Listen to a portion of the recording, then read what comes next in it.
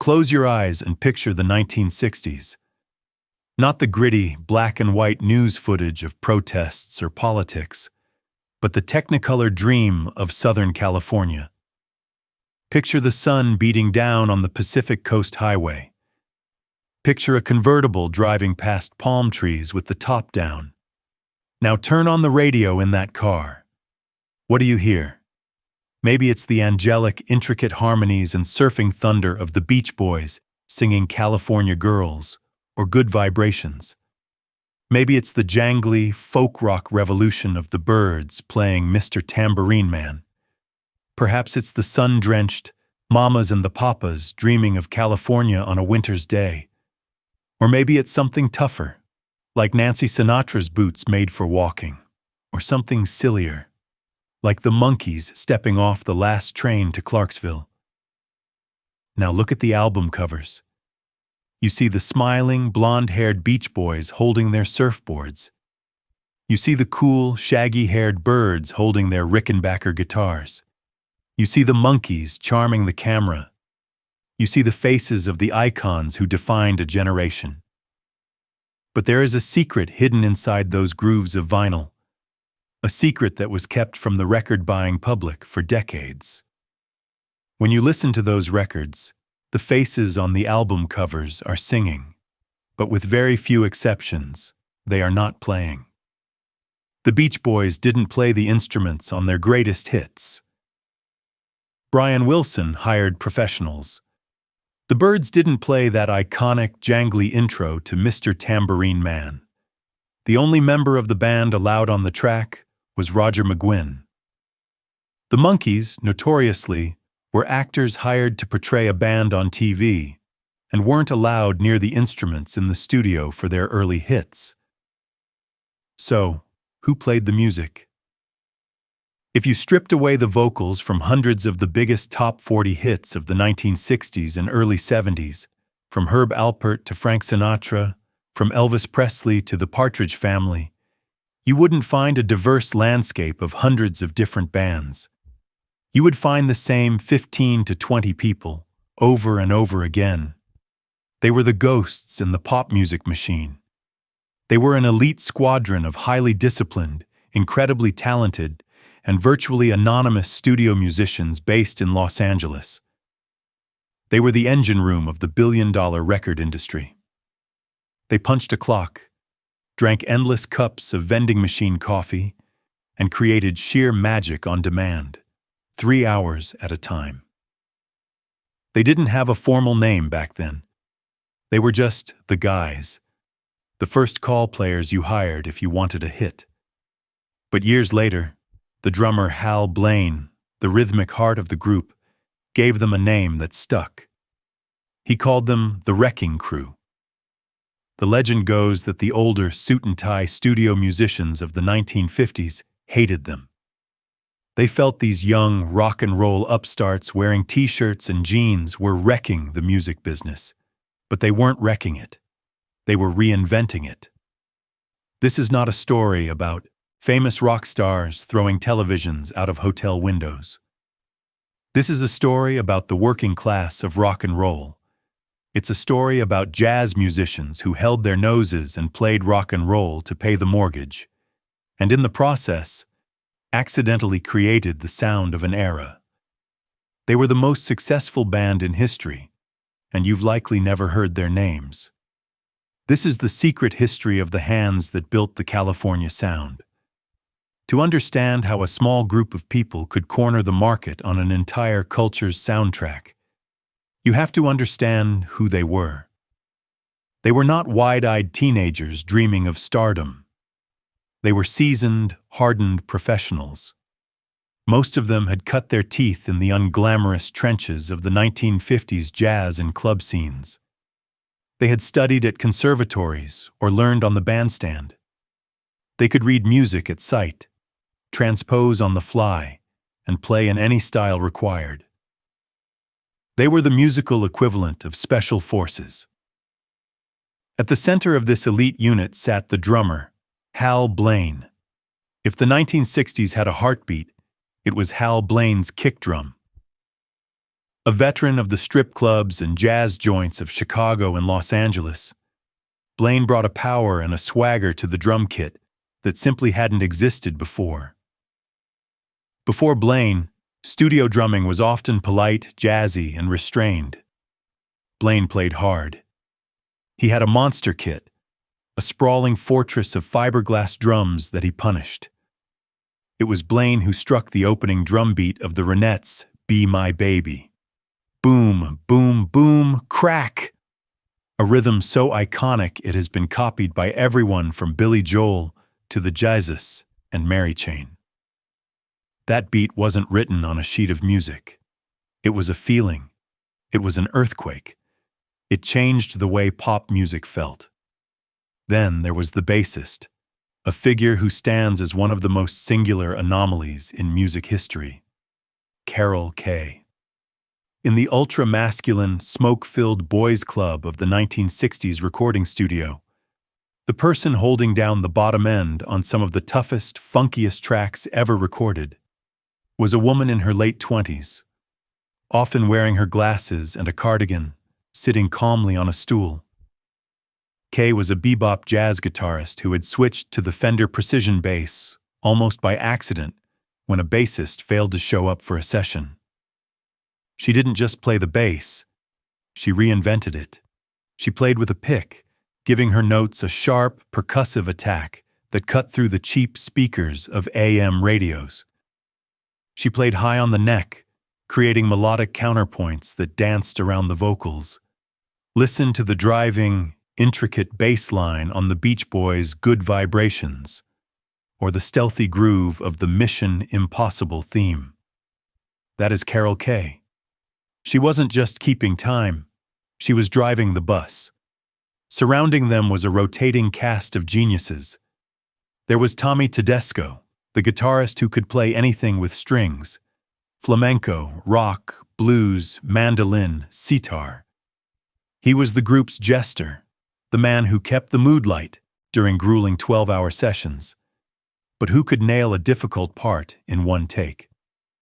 There was Earl Palmer, the New Orleans drumming legend who brought the swing. There was Leon Russell, the brooding pianist who would go on to become a solo star. There was Glenn Campbell, the hillbilly guitar virtuoso who could outplay almost anyone in the room before he became a country superstar. These musicians were hired for a simple, pragmatic reason: time is money. In the 1960s, recording studios were incredibly expensive factories. A band of teenagers, like the Beach Boys or the Monkees, might have great hair and catchy songs, but put them in a studio, and they might take 50 takes to get a track right. They might argue. They might make mistakes. The Wrecking Crew didn't make mistakes. They could walk into a studio at 9 a.m., see a piece of sheet music they had never heard before, and by 9:15 a.m., they would have a perfect take. Then, they'd do it again for the next song, and the next. They worked at a pace that is unfathomable today. A typical day might start at 9 a.m. at Gold Star Studios with Phil Spector, creating a wall of sound masterpiece, then a quick lunch, then a 2 p.m. session at Western Recorders for the Beach Boys, then an 8 p.m. session at Capitol Records for Frank Sinatra, then a midnight session for a TV theme song. They were musical mercenaries, moving across Los Angeles with their instruments in their trunks, changing genres every 3 hours. They weren't just playing the notes on the page, because often there were no notes on the page. The arrangers would provide a chord chart, a rough map of the song. It was up to the Wrecking Crew to fill in the territory. They created the riffs, the fills, the bass lines, and the grooves that made the songs hits. They called it sweetening. The producers called it a hit record, and for this massive creative contribution, which defined the sound of the song, they were paid a standard union session fee. No royalties, no songwriting credits, just a paycheck and a call for the next gig. They were creating the most joyful, expressive music of the century, but they approached it with the blue-collar stoicism of plumbers or electricians. They were there to do a job. But what a job they did. If the wrecking crew were the soldiers, they served under two very different generals. One was a tyrant who sought to conquer through sheer sonic force. The other was a gentle, troubled genius who sought to construct cathedrals to God. The first general was Phil Spector. In the early 60s, Spector was the boy wonder of the music industry. He didn't just want to record a song. He wanted to create a Wagnerian opera for teenagers. He worked primarily out of Gold Star Studios, a facility famous for its echo chambers, small, concrete rooms that gave the audio a distinct, cavernous reverb. Spector's technique was known as the wall of sound, and to build that wall, he needed bricks. The wrecking crew were those bricks. Standard recording session might have 4 or 5 musicians. Spector would jam 20 or 30 people into Gold Star's small live room. He didn't want separation. He wanted bleed. He wanted the sound of the guitars to spill into the piano microphones, and the drums to shake the walls. He would have 3 piano players, Leon Russell, Al DeLory, and Don Randy, all playing the same chords on the same beat on different pianos. He would have 4 acoustic guitar players strumming in unison until their hands bled, creating a shimmering, percussive wash of acoustic noise that sounded like a giant shaker. It was grueling work. Spector was a perfectionist and a taskmaster. He would make them play the same simple phrase for hours, seeking a specific, hypnotic texture. But the musicians respected the result.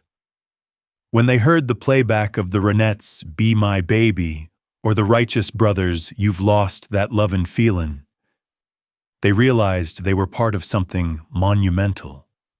They were creating a dense, monolithic sound that had never been heard on Earth before. They were the engine inside a sonic tank. But among the people listening to those records with obsessive devotion was a young man named Brian Wilson. Brian Wilson was the creative leader of the Beach Boys. He was a fan of the Four Freshmen's harmonies and Chuck Berry's rhythms, but his true obsession was Phil Spector. He listened to Be My Baby thousands of times. He dissected the wall of sound, and he realized that the secret to that power wasn't just the echo chamber. It was the players. So in a move that would change pop music forever, Brian Wilson effectively stole the wrecking crew. While the rest of the Beach Boys, Mike Love, Al Jardine, Dennis, and Carl Wilson, were out touring the world, surfing the wave of Beatlemania, Brian stayed home. He told them he was too anxious to tour, that he needed to focus on writing. But he wasn't just writing.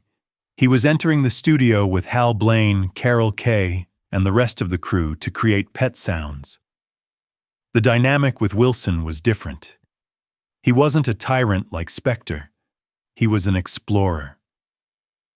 He heard sounds in his head that didn't exist in reality, and he used the wrecking crew as his laboratory to invent them.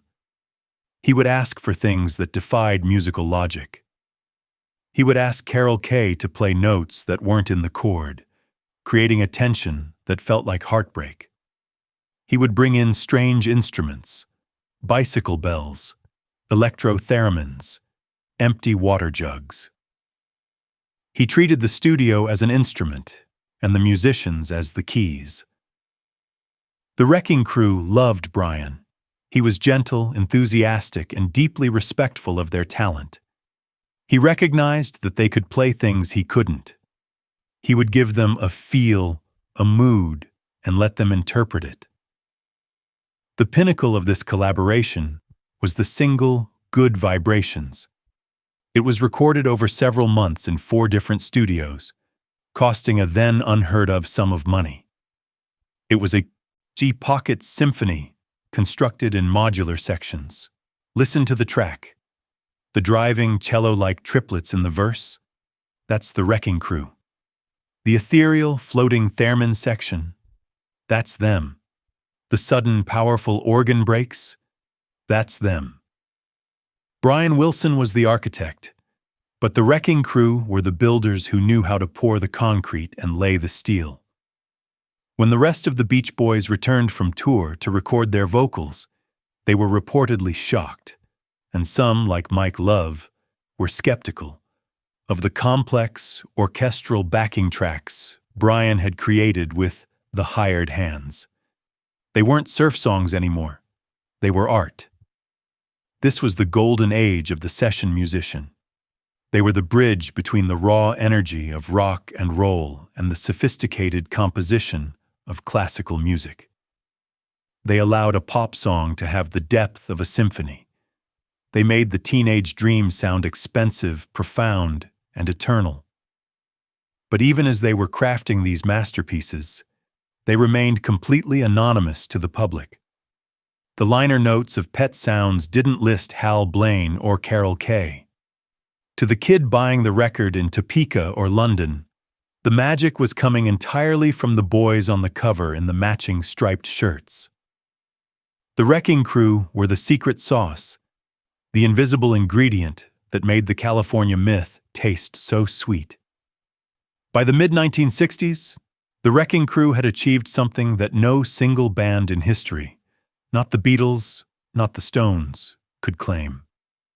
They were effectively the house band for the entire top 40. They were omnipresent.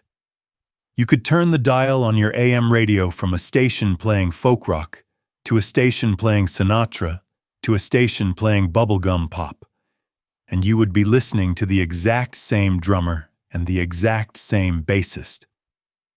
They were the invisible thread connecting the disparate sounds of American culture. When the mamas and the papas wanted to capture the chilly, longing sound of California Dreamin', they didn't play the instruments. That iconic, descending acoustic guitar intro? That wasn't Papa John Phillips. That was P.F. Sloan, a member of the crew. The flute solo? That was Bud Shank, a jazz legend moonlighting in the studio. The Wrecking Crew provided the lush, warm bed for those soaring vocal harmonies to rest on. When Frank Sinatra, the chairman of the board, wanted to update his sound for the swinging 60s with Strangers in the Night and That's Life, he didn't bring his old big band. He walked into the studio with the Wrecking Crew. Hal Blaine recalls Sinatra being terrified of these guys in t-shirts and jeans at first, but once he heard the playback, he was converted. He realized these rock and roll bums could swing harder than anyone. But the moment that truly exposed the secret of the Wrecking Crew and caused the biggest controversy involved a TV show about a band that wasn't really a band. The Monkees. In 1966, the Monkees were a phenomenon. They were outselling the Beatles and the Rolling Stones combined. They were TV stars. But they were also four young men: Mickey Dolenz, Davy Jones, Peter Tork, and Michael Nesmith, who had musical ambitions. The problem was, the producers didn't trust them to play on their own records. They wanted guaranteed hits, so the producers brought in the Wrecking Crew. Hal Blaine, Kaye, Tommy Tedesco. They played on Last Train to Clarksville, I'm a Believer, and Pleasant Valley Sunday. The Monkees simply came in and sang over the tracks. For the musicians in the crew, it was just another Tuesday. But for the members of the Monkees, specifically Michael Nesmith and Peter Tork, it was a humiliation. They were musicians. They wanted to play. The tension exploded in a famous meeting where Nesmith, furious at being treated like a puppet, punched a hole in the wall and threatened to quit. This moment was the crack in the dam. The public was beginning to ask questions about authenticity. The Wrecking Crew had been the secret sauce that made the music perfect, but in the changing political climate of the late 60s, perfection was becoming suspicious. The kids didn't want polished pop anymore. They wanted reality. Yet even as the counterculture grew, the crew's dominance continued. They played on The Beat Goes On for Sonny and Cher. They played on River Deep, Mountain High for Ike and Tina Turner. They played on MacArthur Park for Richard Harris. They even crossed over into the folk rock world of the Byrds, playing on Mr. Tambourine Man because the producer didn't trust the band to get the groove right. Hal Blaine became a legend in his own time. He was the first session musician to become a star within the industry. He had a stamp made that he would imprint on music charts. Hal Blaine strikes again. It was a mark of quality. If you saw that stamp, you knew the drum track was going to be perfect. He famously filled his swimming pool with water, looked at his Rolls-Royce in the driveway and said, "Thank you, God, for all these hits." They were making a fortune. They were the aristocracy of the session world. They worked 15 hours a day, fueled by coffee, cigarettes, and the sheer adrenaline of creating history. They thought it would last forever. They thought they were indispensable. After all, they were the ones who actually played the music. The stars were just the hood ornaments. The wrecking crew was the engine. But in 1968 and 1969, the wind changed direction. The avalanche wasn't a sudden event. It was a slow, crushing shift in the culture of music making. The first tremor came from Britain. Bands like Cream, The Who, and Led Zeppelin were emerging. These weren't vocal groups who needed backing bands. These were power trios and quartets, where the instrumental prowess of the members was the main attraction. Eric Clapton didn't need Tommy Tedesco to play a solo for him. Keith Moon didn't need Hal Blaine to show him how to hit a drum. The ideal of the self-contained band became the new standard. The Beatles had led the way, evolving from a pop group into a self-contained studio unit, ironically still using session players for strings and horns, but doing the heavy lifting themselves. Authenticity became the new currency. Audiences wanted to know that the guy holding the guitar on the album cover was the guy playing the solo on the record. Simultaneously, the rise of the singer-songwriter movement, James Taylor, Joni Mitchell, Crosby, Stills, and Nash, shifted the focus away from the slick, produced wall of sound to a more organic, stripped-down aesthetic. While these artists still used session musicians, often a new, younger crop known as the section, the era of the industrial hit factory was ending. The Wrecking Crew, the masters of the 3-minute pop single, suddenly found themselves out of step. Producers started booking them less. Bands started demanding to play on their own records, even if it took them 3 weeks to get a drum track that Hal Blaine could have done in 3 minutes. The inefficiency was seen as part of the artistic process. The final blow was the shift in technology and geography. Recording moved away from the union-controlled, regimented studios of Los Angeles to looser, vibe-based studios in places like San Francisco, Woodstock, and Muscle Shoals. The Wrecking Crew were creatures of the Hollywood studio system. When the system collapsed, they were left without a home. The phone simply stopped ringing. It was a brutal, silent end to a golden era. One day, Hal Blaine was the busiest drummer in the world. The next, he was sitting by the pool, waiting for a call that didn't come. The personal toll was devastating. These were musicians who defined their self-worth by their work. Without the sessions, they were adrift. Hal Blaine, the king of the crew, faced a particularly hard fall. After a divorce and financial mismanagement, the man who played on 40 #1 hits, the man who lived in a mansion and drove a Rolls-Royce, ended up working as a security guard in Arizona, losing almost everything. Kaye, frustrated by the changing industry and back injuries, moved into teaching, leaving behind the studio world she had dominated. The other members drifted into obscurity, playing local gigs, teaching, or retiring. They had been the ghosts in the machine, and when the machine was turned off, they simply faded away. The millions of people buying the records still had no idea they existed. To the public, the Beach Boys played Good Vibrations. The Monkees played I'm a Believer. The illusion was complete, and the architects of that illusion were left in the rubble. For nearly 30 years, the story of the Wrecking Crew was just a rumor, a piece of trivia traded by music nerds and industry insiders. The general public still looked at the album covers of the Beach Boys or the Association and believed the lie. The faces on the sleeve were the hands on the instruments. The illusion held. But history has a way of correcting itself, often through the most personal of channels. The verdict didn't come from a record label or a magazine. It came from a son. In the mid-1990s, Denny Tedesco, the son of the legendary guitarist Tommy Tedesco, picked up a camera. His father was dying of cancer, and Denny wanted to capture his stories before they were gone. What started as a home movie turned into a crusade, as Denny interviewed his father's friends, Hal Blaine, Kaye, Plas Johnson.